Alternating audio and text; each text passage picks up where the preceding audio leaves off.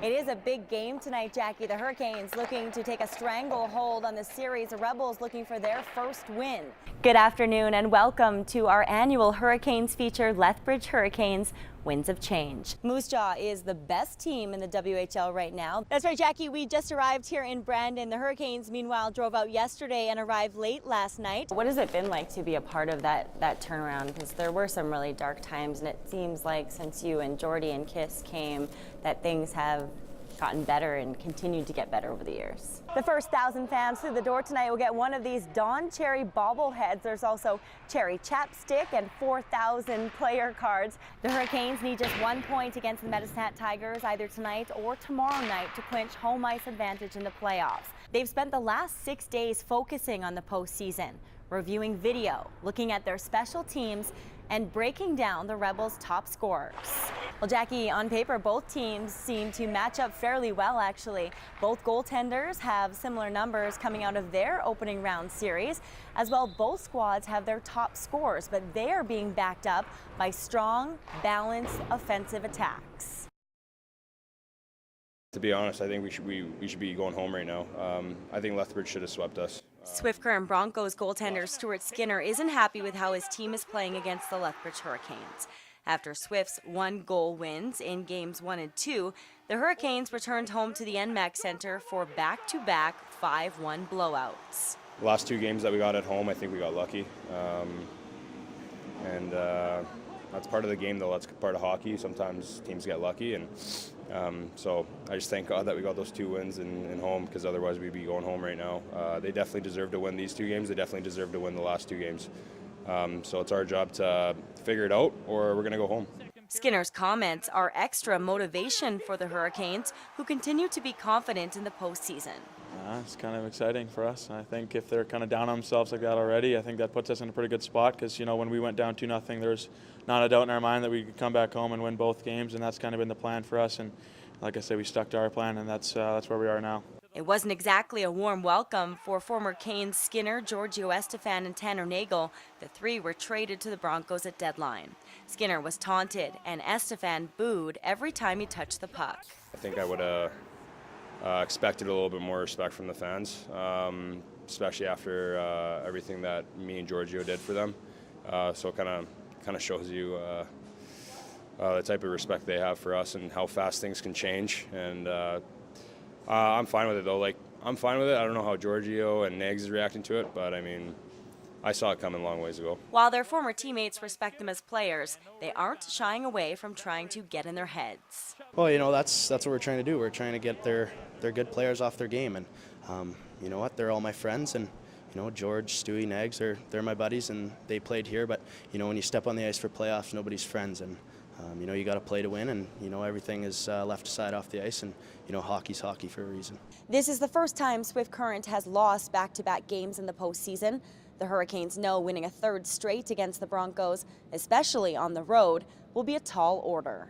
They're a good hockey club. I thought both games there were good games. We had a chance to win them. They won them 2-2 series.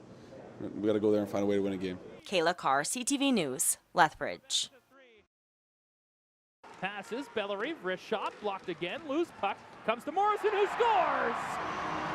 Brad Morrison describes himself as a straightforward, open, relaxed, and easygoing guy.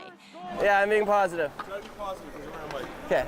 Just be different than usual. I can't do that. That's a joke. I know, I've been trying to be good, guys. Look like I'm a good team guy. The 21-year-old is a skilled forward that can make plays and score goals. He also has mild Asperger's. While some people may see it as a disadvantage, Brad believes it makes him a better player. Whatever is kind of like the task at hand, I guess, like whatever I'm doing, if I'm like really interested in that, then I'll be like really focused on it and get like really into it, so it probably helps with hockey. Asperger's syndrome is a highly functioning subtype of autism spectrum disorder. Some adults may have difficulty with social interactions and exhibit a restricted range of interests and/or repetitive behaviors. Treatment options include therapy and medication. Before, like, I got medication now, so it's like whatever, but before I'd kind of like focus on other things around me, like besides like what's actually happening, like whether it's like a fan in the stands or like whatever's going on. It's kind of a distraction, but not so much anymore. Morrison back in. Morrison, nice move. Right face up, dot, left dot, wrist shot, they score! It's Olsen, the drive, beats the netminder, Salmon. That was really all Brad Morrison there. And it's Brad sees the ice differently than most players. That's helped him find success in the game he loves. In the first 5 games of the postseason, the Prince George native has 6 goals and 10 assists for the Lethbridge Hurricanes.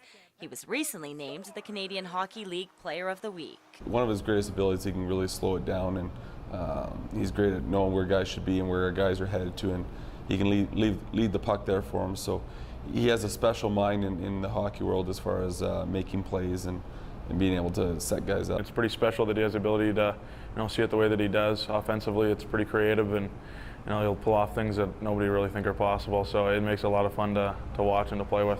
Well, at first it was a challenge for his teammates and coaches. They've learned to play to Brad's strengths and identify when he needs extra attention. It's a learning experience for all of us, Kaella. But we knew he was a really gifted player offensively. We also knew that we needed to do some work with him to conform to some of the team things that take place. And I think our coaching staff, and specifically Brent, has done a really nice job with him and teaching that side of the game to him. Brad grew up around hockey. His dad played 4 seasons with the Lethbridge Broncos from 1976 to 1980 before moving on to the NHL and AHL. He knew from a young age he wasn't going to let anything stop him from following in his dad's footsteps, and hopes others will do the same. You can always do whatever you want to do. I think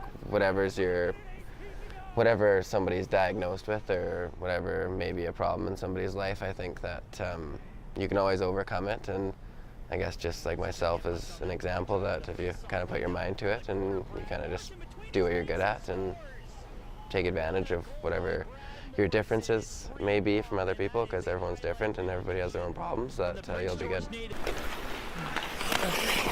Oh! Still got a stick on it.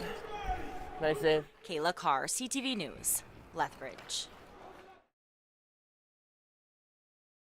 It was a bit nerve-wracking. Except for I liked it because I got these stuffies. 8-year-old Brody Stewart has spent the last few days in hospital fighting an eye infection. The hockey player says meeting his hockey heroes made his week. What was your first reaction when you saw them? Excited.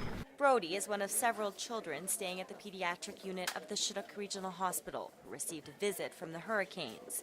The team was delivering stuffed animals collected during Saturday's teddy bear toss game. This is Cody. How are you, Cody? Nice truck.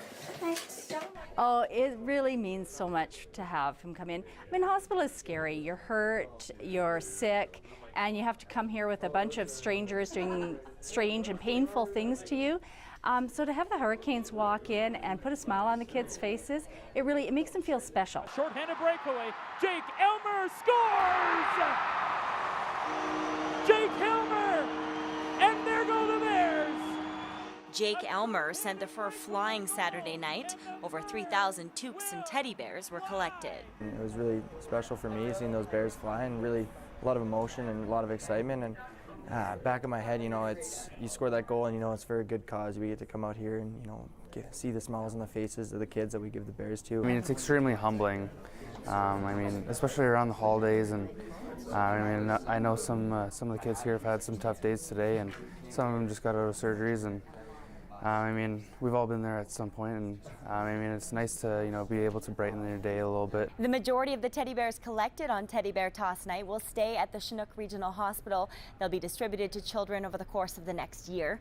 Local organizations are also benefiting. Stuffed animals are now at the Lethbridge Food Bank, Salvation Army, and Streets Alive. I choose this one because his name is Brownie, and I choose this one because it's Christmas holiday, and it's a penguin. Brody is heading home soon with 2 new stuffed animals and a great story to tell his teammates about his special visit from the Hurricanes. They said how old I am, and they signed a logo for me. Kaella Carr, CTV News, Lethbridge.